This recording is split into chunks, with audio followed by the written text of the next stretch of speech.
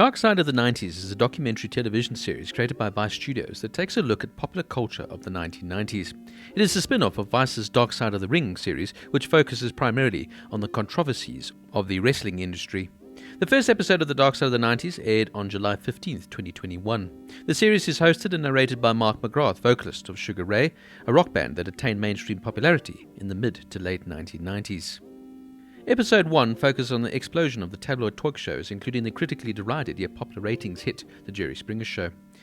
Episode 2 focuses on Johnny Depp's 90s nightclub, The Viper Room, and the untimely death of River Phoenix, who died right outside the front door of the club. Episode 3 focused on the conception of the Fox network and its hit show Beverly Hills 90210, and other shows geared at teens, one of them being the Golden Globe winning Party of Five. Episode 4 focused on the rise and fall of the Beanie Babies craze and the creator Ty Warner alongside the culture of collecting the successful toy line. Episode 5 deals with the Seattle and Sub Pop records and the start of the 1990s rock subgenre known as grunge and the rise and fall of Kurt Cobain. Episode 6 deals with the popular TV series Baywatch and the controversies surrounding it, especially Pamela Anderson's sex tape with Tommy Lee. Episode 7 deals with the coverage on both the Branch Davidians and the Heaven's Gate cults. And Episode 8 deals with the infamous East Coast-West Coast hip-hop rivalry and the tragic consequences of the deaths of Tupac Shakur and Biggie Smalls. Episode 9 deals with the international success of supermodels and the dark secrets behind the scenes. And Episode 10 deals with the dot-com bubble during the internet's early years and how some people made a fortune from it, while others lost all their money. Now, having been a big fan of the Dark Side of the Ring series, which focuses primarily on the darker, more controversial stories of the wrestling industry, of which there are many, I came across the show and immediately was taken in by it. As I grew up in the 90s, it was immediately subject matter that I could relate to and remember. Now, the show is well edited and covers some very interesting aspects of the 90s, and it is a nostalgia trip in many ways, particularly if you lived back then and you can remember some of these big stories that came out. The show does primarily focus purely on American subject matter, so it's more of a dark side of the 90s in America than I'd say around the world. Now, as you would expect, there are episodes that are better than others, and some of the choices of the subject matter for the episodes I found somewhat perplexing, as surely there would be more sort of darker, interesting aspects of the 90s that you could have chosen. In saying that though, I also did learn some new interesting facts about the 90s. For example, I had no clue about the Beanie Baby craze in the 90s and where people were literally trading and investing in these tiny beanbag toys. Also, finding out more about the eccentric billionaire Ty Warner was quite fascinating. The one episode I found a little bit dull was the focus on the TV for Teens episode and the rise of Beverly Hills 90210. For example, I did actually watch the show and did remember it, so from the nostalgic perspective, I did quite enjoy it, but I hardly call it Dark Side of the 90s. Also, the dot-com rise episode, albeit interesting, and looking back, for example, at the rise of the likes of Jeff Bezos and Amazon, and of course Bill Gates saying, "Oh, no worry, the internet will just be a fad." Of course, now internet is just such a part of our everyday life, we take it for granted. But back then, it was this unknown quantity. I did, however, find that the episode focused far too much, for example, on the fall of Pets.com and their sock puppet mascot, which of course burned and failed as they spent too much money on marketing.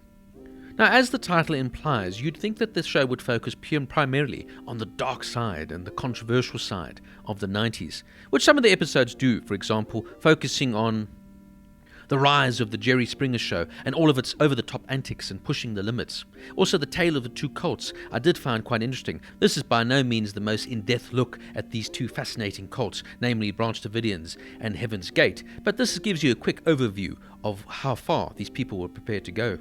Also, the episode dealing with the battle of the East Coast and West Coast rappers and the hip-hop world, which resulted in the deaths of Biggie Smalls and Tupac Shakur, was quite fascinating. Even the episode dealing with the darker and more seedy side of the supermodel craze in the early 90s, where these women rose to stardom and fame, and of course, how these men in control behind the scenes were sexually abusing these women to get them further in their careers. This would of course all come to a head with the Me Too movement in the mid-2010s. Even rehashing the interesting story around the Viper Room and of course the untimely death of River Phoenix was interesting, although like I said, I have seen more in-depth documentaries on this subject as well. The one episode I found a little bit disappointing was the episode focused primarily on grunge, where I just felt they sort of skimmed over some of the more interesting aspects of the subgenre of rock music in the early 1990s. For example, talking more about the bands like Alice in Chains, Pearl Jam, and of course going more in depth of how influential Kurt Cobain and Nirvana were on this period of time. And also how this music just spoke to a generation. It was just the right time and the right place. People were tired of the rock music of the 80s, and this music just spoke to the young audience of the time. I found this episode sort of plodded along and missed some of the finer aspects of the grunge movement. For me, the Baywatch episode was a pure nostalgia trip, but really not anything dark. But as I said earlier, this is purely a nostalgic sort of look back at the 90s, particularly for someone who's grown up through it and lived through a lot of these events, primarily from an American perspective. Some of the interview guests, albeit good and well researched in their various subjects, it would have been maybe nice to get some bigger names to talk about these various topics, but then again that would cost a lot more money, and this is a docu-series with a budget. I just found some of the subject matter and the way it was covered to be a little bit more tame rather than controversial. And also some of the more interesting aspects of the subject matter that they chose tend to get glossed over in favour of less interesting facts. As within the Dark Side of the Ring series, the showrunners keep their familiar style of formatting of having actors blurred out, who of course are representing the scenarios played out behind the scenes, as it were, which I've always thought has been quite a nice touch to these series. In saying all of that though, the show did keep me interested, and it really is an easy viewing TV documentary series. Dark Side of the 90s gets a 7.5 out of 10.